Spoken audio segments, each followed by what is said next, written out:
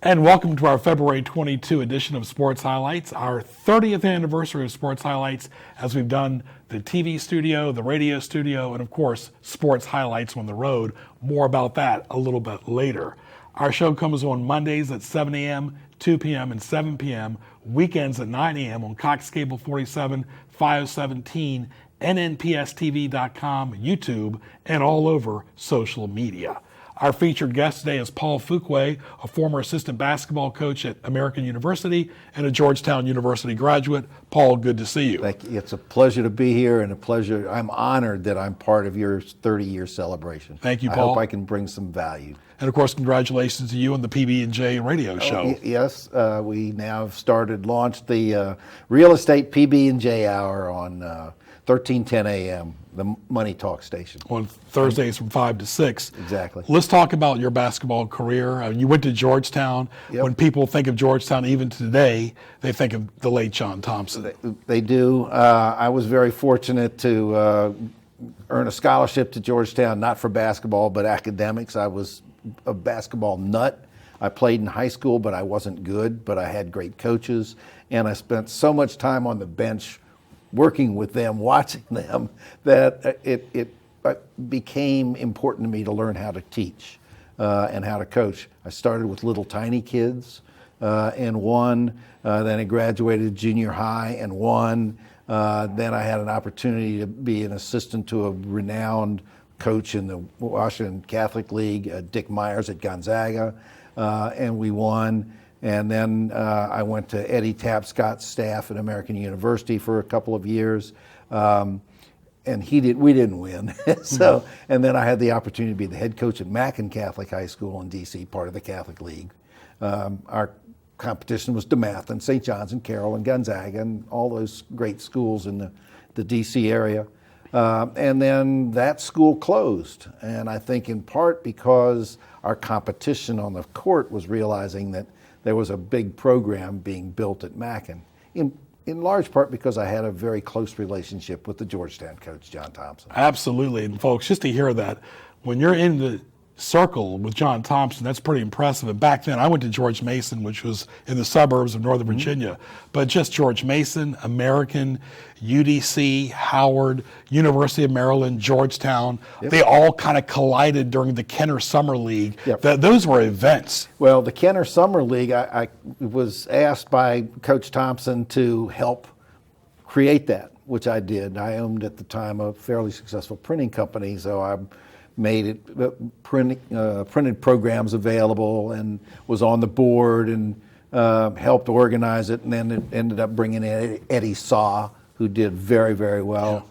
They named me Man of the Year a couple times and Coach of the Year. I always coached in the Kenner League, so I had the opportunity to coach Dikembe and Alonzo and so many different players over the years. And at those days, the Kenner League, and I haven't been up there in a number of years, was a phenomenal theater because the NCAA rules were that you couldn't have two players from the same program on a team, other than the incoming freshman with a returning player.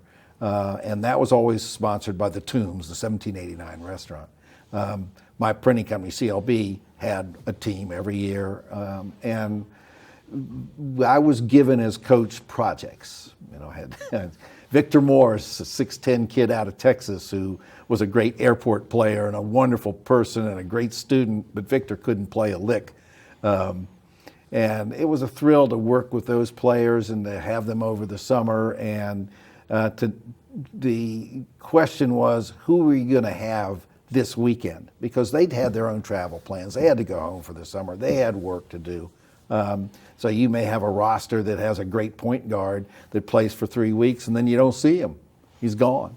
But it was fun times, and the basketball in Washington, D.C., I think rivaled that of any metropolitan area in the country. Oh, yeah, because you had, and John always respected us. He started in the 70s, at the McDonough Arena. 72. And of course, he would always play at schools like American, even though they were part of the Big East in the late 70s, early 80s, and he played, all the great schools then. He would always play the D.C. schools because he was a D.C. guy himself. Yeah. Well, there was so much during the summer that it carried over into the college leagues, and the high school basketball was phenomenal. You had Morgan Wooten, and you had Mackin, and you had Gonzaga. All of these private schools were churning out great players and great kids, and as were the inter-high programs, Spingarn and Coolidge and Wilson and any one of a number, Eastern, Cardozo, all had great players. McKinley Tech. And it was a time in the D.C. area when basketball, because of the success of Georgetown and also because of the relative success of Maryland, because they had Gary Williams coming in there after a while, the programs just grew stronger and stronger and stronger, and it was a wonderful time. Right, and of course Gary Williams, of course, coached Boston College too, so he took on John head-to-head in the Big East then. But you think about it, back then, a lot of his games were at the Capitol Center, which is really cool in Landover, Maryland, not too far from FedEx Field as today. But when he played, Boeheim is still there. Then, of course, Calhoun, Massimino, Louis Carnesecca. I mean, it was just an event. Yeah, those Big East coaches, they were all theater. Right. And it was, and the Big East game was the city game.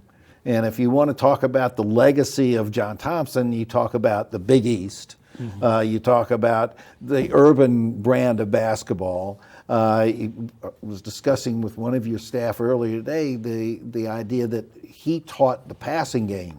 And it had all the elements that you see today, but today the game is a little more tightly structured because of the three. We didn't have the three in those days. Right, and of course in '82, they lost to Carolina and Dean Smith, but he had the utmost respect for Dean Smith. They were really good friends. They were good friends. And then, of course, he got redemption when he beat Houston. Yes.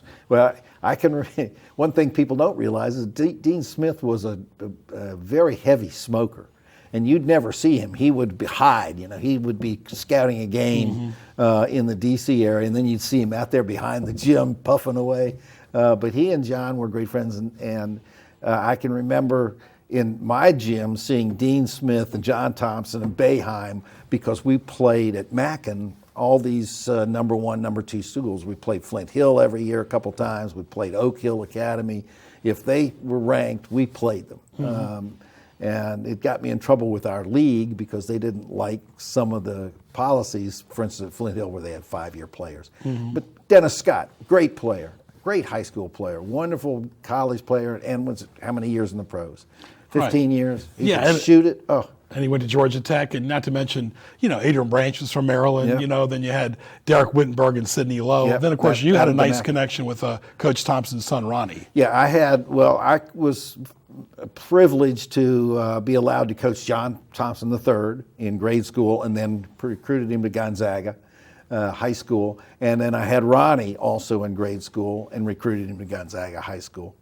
And I say recruited gingerly because there was a rule in the Metro Conference, the Catholic League, you couldn't recruit for athletic purposes. So I always made myself available to answer questions. And I was always impressed as a student at George Mason growing up here, because most kids from here went to James Madison or Virginia Tech. I always wanted to go to George Mason.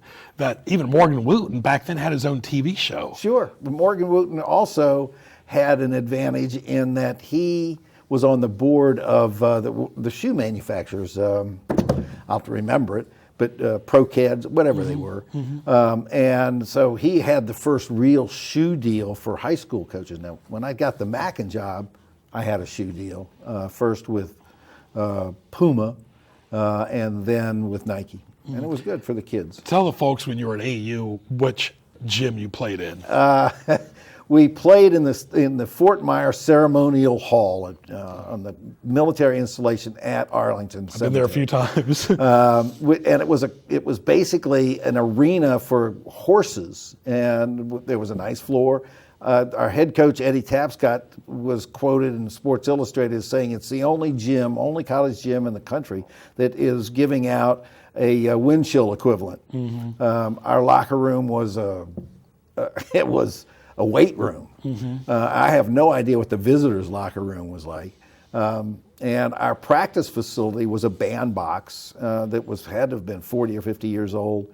that had no bleachers. The out of bounds was literally 3 feet from the exterior lines of the court. And it's there that one of my biggest thrills in basketball occurred, because I was asked to attend as a member of the AU staff the walkthrough on Saturday morning of the Lakers before they played the Wizards that night. And I'm in this little gym, no place. We didn't even have places for seats. And Magic's running the show, and Kareem is there, and every one of the people that were so instrumental in creating that legendary Lakers team was there. And Pat Riley didn't even come out on the floor until 45, 50 minutes after Magic had started the practice. And everything was at game speed. Yeah. Everything. Let me ask you, because you've still done some teaching clinics in Chesapeake in the past, and you're still involved with basketball. Once a basketball person, always a basketball person. I'm a frustrated player. What fundamentals, what's lacking today? I think today the fundamentals are not being taught as they once were, and in large part because there's so much emphasis on the three. If you can get the shot off, you can get the shot off. I grew up and was taught that the most important thing you can learn to do in basketball first is how to catch and pass the ball. Because if you can't catch the basketball, you can't do anything with it. And then you zeroed in on what your footwork was when you caught it, how you pivoted. Heard Gary Williams give a 45-minute presentation to a clinic on the pivot. I'd never thought anybody could talk about 45 minutes, but Gary Williams he's national champion, and he knew and he thought the pivot and catching the ball were two of the most important fundamentals that aren't taught today. Yeah, and Gary coached at Ohio State, Maryland, American, Boston College. One thing about John Thompson as we exit the show for the first segment is being part of the inner circle was big, because he had his share of enemies as well, but he also had a lot of shields, the Hoya paranoia. I remember the late Bill Chaplin, the SID, would tell me that he was kind of the shield for Thompson as the SID. So Thompson didn't have a lot of his freshmen talking either. No, that was a rule. His freshmen did not, I think for the first semester, did not give interviews on a one-on-one. And he had an academic advisor, Mary Fenlon, to oversee that. She had been a nun and had served as the academic coordinator at St. Anthony's High School, where he got his coaching start. She was on the bench. She was on the bench, and she was a woman of iron. Right. And every freshman had to call in to her before midnight every day and tell her where they were on whatever assignments they'd been given in class. And it was her job to monitor the academic progress of these players. And they were more in fear of Mary Fenlon than they were Coach Thompson. I think the real mayor of D.C. was John Thompson. It was nice to see him the last few years at the arena, seeing him before he passed away a few years ago, but his memory is eternal. And Paul, leave us with a parting shot here. Well, I appreciate being part of this. You and I go back a long way, and I hope people can realize that basketball will continue to evolve, and it's because of legendary coaches like Wooten and John Thompson, all those Big East guys, all those Nolan Richardson. The list is as long as this room is wide of people who have made this game become such an important part of our society. There's nothing like March Madness. That's all right, Paul, all the best to you and the great staff of the PB&J show and real estate. That was Paul Fuqua. Stay tuned as we have a special montage of some great guests over the years. All of our guests were special right here in our February Sports Highlights 30th Anniversary Special. Stay tuned.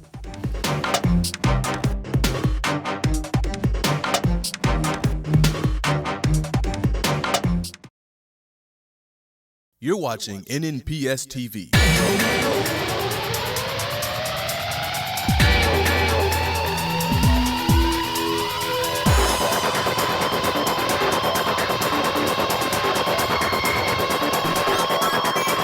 Catch sports highlights on Mondays at 7, 2, and 7, and on Saturdays and Sundays at 9 a.m. Visit us online at nnpstv.com to view all your favorite episodes. NNPS-TV, watching education happen.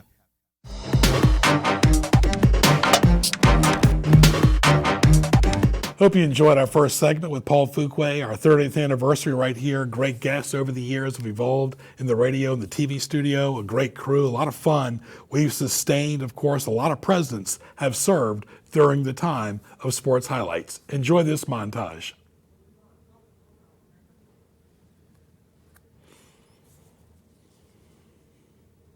Of course, Aaron Brooks graduated from Ferguson High School in 1994, and Robert Hunt as well from Menchville High School in 1994. And we'll start the interview off with Aaron Brooks. And Aaron, nice to see you again, first of all. Nice to see you too, Greg. Aaron, first of all, tell us about the year so far. You've been up here for 3. Actually, and tell us what it was like, first of all, going in from Ferguson to your first year a couple of years ago. First, it was a big environment change for me. You know, I was used to the city life. Now it's not that busy up here. Charlottesville is a little quiet around here, so I had to get used to that. Then as far as school, I had to adjust as far as just being responsible for the things I had to do and just really getting adjusted to college life. Let's get right to our distinguished guest today, the head basketball coach at Old Dominion University, Jeff Jones. Jeff, welcome. Glad to be with you. Good to see you once again. I guess your background started in basketball at a young age with your father in Kentucky. Talk about that upbringing.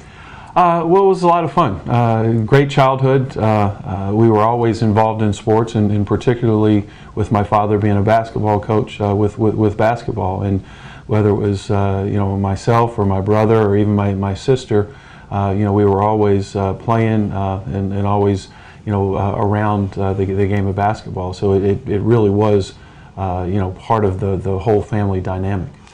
PERNELL, it is a pleasure to see you today. Pleasure's mine. Thanks for having me. Very nice. I guess it all started for you in Norfolk as a kid as far as sports in general.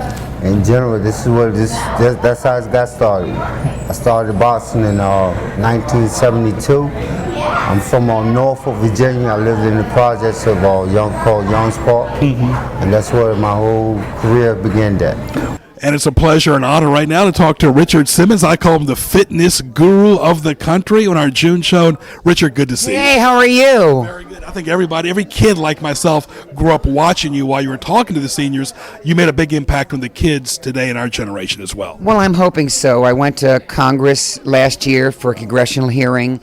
You know, a lot of schools right now have no PE. There's more reading, math, and science. They took out PE. How can you take PE in recess from a kid? So hopefully that bill will be in the educational bill that our President Obama will sign this year. We have to get PE back, get our kids healthy. Also, focusing on the parents to cook better things. You know, it's a busy world now. Mom, dad work 1 or 2 jobs. The kids are eating a frozen pizza or they're going out to a fast food place. They're going to grow up with cholesterol problems. Right now, there's 15-year-old kids on high blood pressure medication. We got to do something about it, and that means the family unit has to work together to be healthy. We are at the home of the Hampton Crabbers right here, and the home of Ronald Curry since 1994, the most celebrated athlete in the United States today. Awards he has won, and you'll see them on the graphics page the next 15 or 20 minutes. And we have Ronald with us today. And Ronald, first of all, welcome to the show. Thank you very much for having me. Ronald, nice seeing you. First of all, tell us about your background, where you were born, and tell us about your early childhood days. Well, I was born in Hampton, Virginia, spent a couple of years of my life here. Then I went to Boston City, Louisiana for a year with my grandmother when I was 4, and I moved back to Hampton, Virginia with her. And ever since then, I've been living in Hampton, Virginia. Who got you interested in sports at a young age? Well, I can say my best friend, William Blunt, he got me as far as playing organized football and basketball. I went out with him. He was playing. He was a year older than me, and he got me into that. But, I always play football and basketball around the neighborhood like all other young kids do. Now we're on our Kids Are People 2 segment, talking to Kenzie Cafferty. Good to see you. Good to see you. How long have you been bike riding? This is my 4th year. I started when I was 6, and then about a week after I started, I turned 7. When you first started riding your bike, I assume it was in Virginia Beach. Where did you ride your bike at? Well, I kind of just rode at home sometimes, and then we found out about Hampton BMX and just came out here sometimes. It's a pleasure to talk to former Booker T, Virginia Tech, Booker T, Washington, Virginia Tech, as well as Buffalo Bill, Washington Redskins, NFL Hall of Famer from 2009, the one and only Bruce Smith. And Bruce, good to see you. Thank you. Very relaxed atmosphere. Bruce, first of all, I guess it all started back when you were a kid, right in Norfolk. Absolutely. I have such fond memories of growing up in Norfolk, Virginia, and my childhood. And you know, being one of 3 siblings, I watched the struggles of my mother and father as I was growing up. It gave me an appreciation for hard work, sacrifice, and commitment. And yeah, I'm just so thankful for the community, for folks that saw more in me than I saw in myself, and that's why I'm sitting here today. Now, indeed, a pleasure to interview the former head football coach at Bethel High School from 1974 through 1998, the person I've admired as a kid, Dennis Kozlowski. Coach, welcome to the show. It's my pleasure. Glad to be here, Greg. But Coach, you actually started at Bethel in 1968 as an assistant under Coach Shoup. That is correct. We had to play a varsity schedule with the seniors the first year in '68, and we're very successful. And during that entire period, both under Coach Bolin Shoup and me, we put together a team that had only 3 losing seasons. He had 1 and I had 2. It's a pleasure now to interview Bobby Dandridge, the former NBA great with the Milwaukee Bucks and the Washington Bullets, who went to locally Norfolk State University. And Bobby, it's a pleasure to see you. Oh, it's great to be here this morning. Tell us about the program here, the Healthy Schools Challenge, and Just Got Milk. Well, students here at Warwick High School entered a contest, and fortunately for the high school, they're going to end up with some money. And I get the opportunity to come out and speak to some young about healthy eating and surely drinking milk at least 2 or 3 cartons a day is a healthy lifestyle, and it's very important that not only young people but we as individuals eat healthy. All right, and welcome back. And Serena, first of all, thank you for coming down here. What does it mean, like, you see these kids out here, you remember you and your sister, your dad, it has to hit home. Yeah, it does. You know, it means a lot to be out here and see the kids. You know, I was in that position before, and so I know what it's like, and so it's really cool to just be out here. How would you compare 2007 for you? It was a pretty solid year overall. Yeah, I guess it was solid. I mean, but I always like to do better. What are your desires? Because it seems like with all your outside obligations, it gets tougher, the desire, the motivation just to play these. The desire is always there, and my goal is always to take tennis #1 in my life. And, you know, outside of God, of course, I mean, tennis is really up there. Well, folks, it's a pleasure to talk to former LSU, former Steeler, former Jet, and former Cardinal Alan Faneca, who's also in the 2021 Pro Football Hall of Fame as the head coach of Cox High School. Good to see you. God, thanks for having me. Boy, it started off when you were a young kid in Louisiana, and it evolved from there. Just kept growing. It just kept growing, and you know, was blessed along the way. And you know, this great journey that I got up and spoke about, got the chance to speak about at the Hall of Fame, just amazing. We'll talk about some of that journey early on in high school. Who was your big motivator, and who influenced you the most when you were young? Coaches. You know, I always go back to my coaches. And I know so many people are fortunate, you know, but I feel even extra blessed to have so many great coaches in my life who pushed my buttons, drove me, saw my drive, pushed me even harder, you know, maybe than the guys next to me, and always demanded the best out of me, and it always brought the best out of me, which was allowed me to grow and keep continuing to get better and better. Coach, welcome to the May edition of Newport News Sports Highlights, and welcome home. Well, thank you, Greg. Yeah, it's been a long journey, Coach, but it all started back when you went to Granby High School in Norfolk. Yeah, that's right. That's aging me now. But I graduated from Granby in 1950, and actually I started going to Granby when I was in the 2nd grade, so I went through the 2nd grade through the 12th grade. So I got a letter because I was a manager for the football team, the basketball team, and baseball team when I was in the 4th grade. So I'm the youngest guy ever to get a letter at Granby High. So you've redshirted more than 1 or 2 times. Yeah, I redshirted 3 or 4 times. It's a pleasure and an honor to interview Mike Smith, the head football coach since 1971. And Coach, welcome to the show. Thank you, Greg. Coach, tell us about your background, first of all, where you were born, and how Mike Smith really got into football. Oh, I don't know. I think, actually, I'm from Indiana originally. I was born in Anderson, Indiana, and probably when I was 5th grade or so, I went to a football game with my father and got involved in it in the 8th grade in high school, and been in it ever since. So. Guest today is Boo Williams of the AAU Summer League. And Boo, nice to see you once again. How you doing, Greg? Good, good. Boo, 1977 graduate of Phoebus High School. Then you went to St. Joe's in Philadelphia, 1981 graduate. And first of all, tell us about your background growing up as a kid. When did you realize that you started to like basketball? Tell you what, I used to like Greg, football, baseball. I played football and baseball when I was younger. I didn't pick up basketball until about the 8th grade. So that's when I started playing basketball, played at North Unity and played in the community league. Mm-hmm. So basketball came later on in life. Football and baseball was the first preference. And then after that, went at Phoebus High School. Went to Kickertown for the 10th grade, played with Jimmy Hathaway. Mm-hmm. And then played with Arnold Baker my 11th and 12th grade year. And then from there I went to St. Joe's. All right, and welcome back to the Boo Williams Sports Complex here with Allen Iverson. Allen, and thank you for everything you're doing for the community. Appreciate it. I thank you, man. I guess it all started off when you were a kid and you learned how important it was to have good role models, and you're doing the same thing now. Definitely. I was one of these little guys,